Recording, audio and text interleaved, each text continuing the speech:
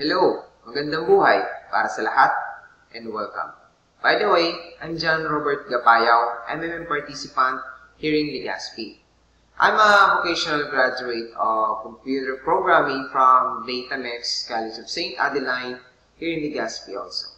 And nagtrabaho rin muna ako, naging empleyado rin muna ako sa mga kilalang establishment here in Legazpi bago ako nag-decide na mag-full-time here in MMM.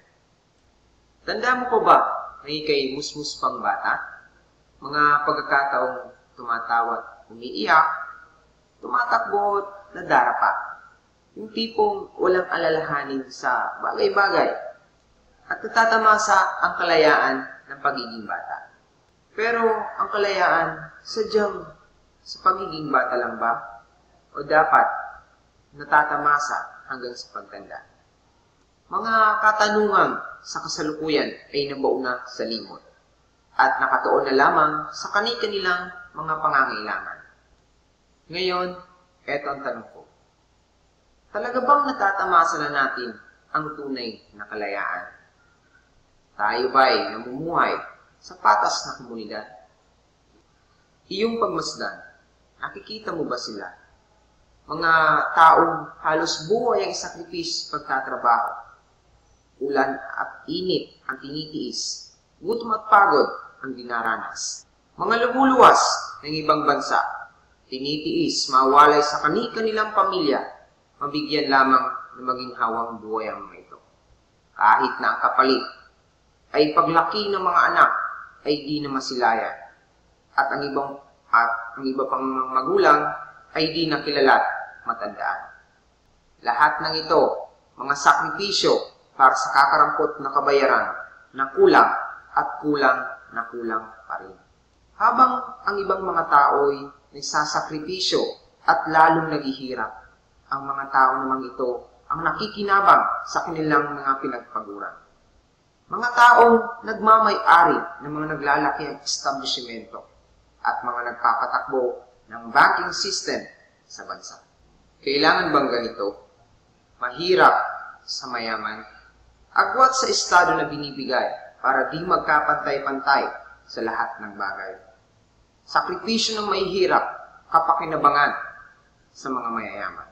Kaibigan, ito ang katotohanan. Tayo'y patuloy pa rin nabubuhay sa pang-aalipin.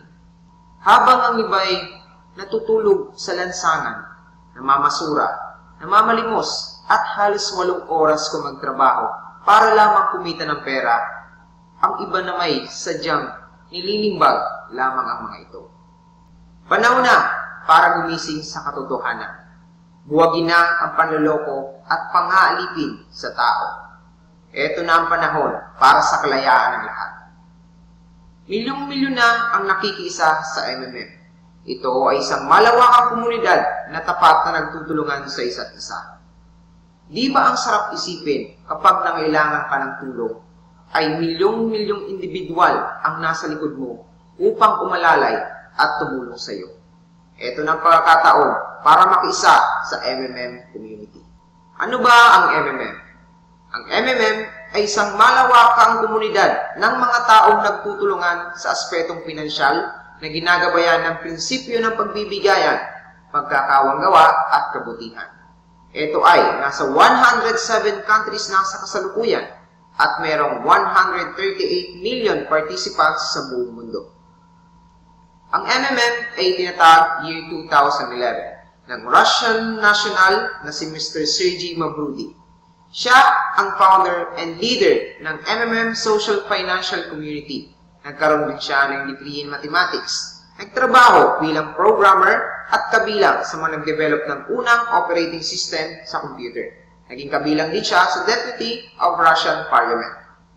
Maigi kong ipinapaalala sa lahat na ito ay hindi isang networking o multi-level marketing.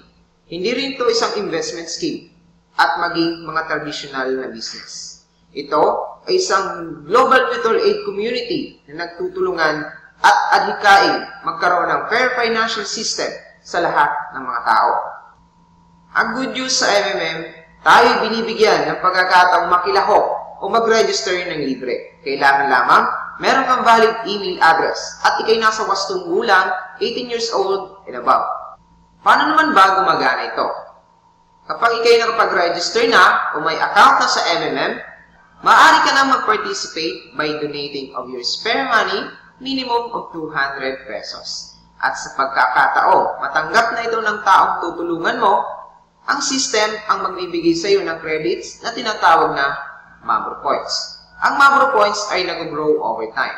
Makikita mo ang growth nito every Tuesdays and then Thursdays, which is 3.75% o kabuuang 30% growth in a month. Ito rin ang iyong health index o basihan mo kung magkano o ilan ang pwede mong ihingi ng financial help sa community.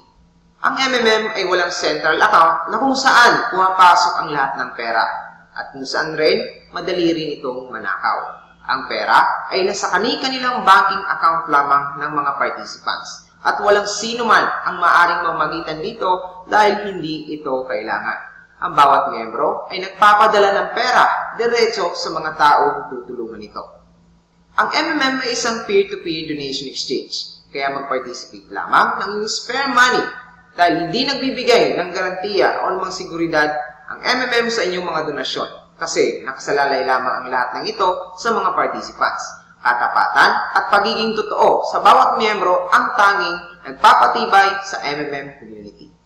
At sa pagkakataong makatulong ka, hindi mo lang mabibigyan ng ngiti sa mga labi ang mga taong matutulungan mo, kundi makapagbibigay ka rin ng pag-asa sa mga kapuspalad na individual na tinutulungan ng MM community sa mga charity works nito. Kaibigan, marami tayong magagawa basta tayo sama-sama at marami tayong matutulungan basta tayo ay nagkakaisa. Halina't makiisa sa MMM community. Maraming salamat sa oras na iyong nilaan. Sana'y sapat ang impormasyon na naibahagi ko sa iyo at nakatulong ito. Sa mga karagdagang katanungan at iba pang impormasyon na nais malaman, maaari kayong mag-comment or mag-send ng email sa akin. Sisikapin kong masagot ang lahat sa abot ng aking kaalaman at makakaya. Halina't makiisa sa pagbabago. Kalayaan ng bawat individual sa mundo. Financial apocalypse is inevitable. Together, we can change the world.